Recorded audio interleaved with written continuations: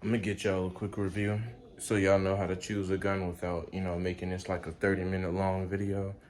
First thing you need to realize when choosing one is accuracy.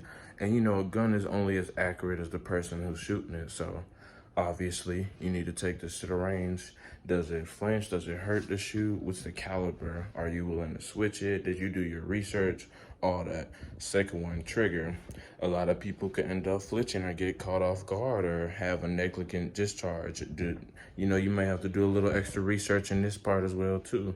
I have a burst of thunder 380 as everyday carry, and that could reset to single action, which means after you pull the trigger the first time, since it's double action and single action, it goes straight to single action right after you shoot the first trigger or rack the slide back.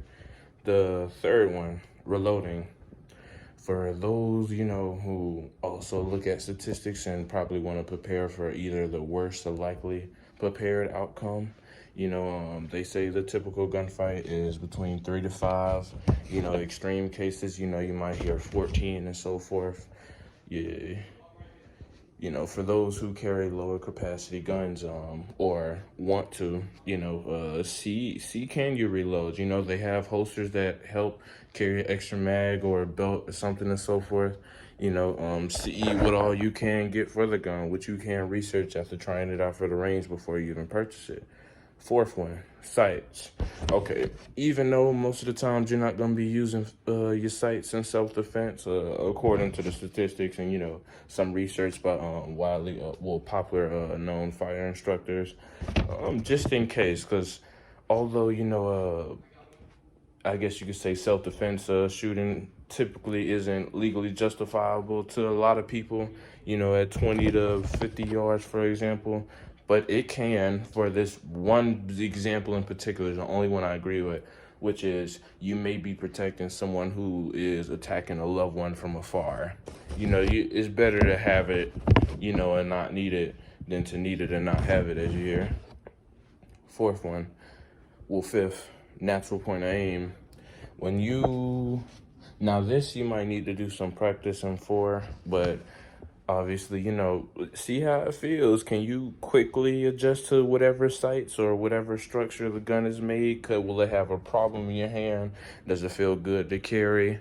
Is it hard for you to aim down sights? Does it take forever compared to, something with it more of a gap between the sights versus like a Glock? That ain't for everybody. Sixth one, access to controls. For those who also consider having a reload or extra mag on them, can you reach that safety without breaking your grip on the gun? Is that important to you? Are you willing to sacrifice that? Looking at all that. Does the gun slide right back on his own after you empty out the mag? All that. How easy is it for you to rack that slide? Does it feel hard? Do you need to switch to a lighter gun or made out of different materials? Well, that was fifth, sixth, seventh size. Can you conceal it? Is it easy to conceal? Is it uncomfortable? Is it too big? Do you want the same gun or one of similar size and different calibers? Because, depending on the calibers, especially the 380, they're typically a little bit more slimmer, but then that comes at a disadvantage with having a lower capacity, depending on which one you get. They typically talk about the most popular ones like the M&P Shield or a Glock 42, which typically only has 8+1 or 7+1. And that rub a lot of people the wrong way. And there ain't nothing wrong with that. But of course, pay attention to that. 380 may be the smallest, but you may be lacking some capacity if you don't do your research on a specific type of gun you want. Always take your time. Don't rush it. Eighth, we already talked about capacity. I'm gonna just say aftermarket availability.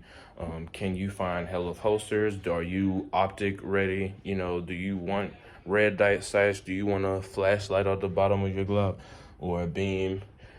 Glock obviously isn't the only one that does this. Sig Saucer. I've heard M&P Smith & Wesson. Who else?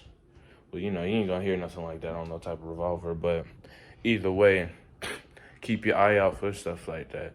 You know, the for those who wants to get into shooting competition, or you know, just want to practice or see, will it fit you? Would you practice enough for it? You know, for self-defense. You know, for those who do have an interest into it. The last one is weight.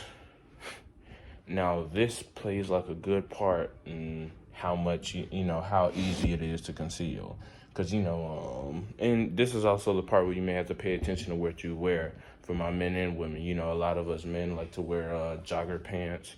You know, it might go good with some jeans. Make sure your belt is okay, you know, so it can hold it up for those who do carry a belt and feel as if they don't have to worry about those issues. You know, better safe than sorry. Actually try it before you just have confidence based off of which you just ordered it off Amazon and tried it that one time. I'd advise you, when I got my Billy Band holster, jumped around and shaked in it just to see will my gun or anything fall out, or could I trust it?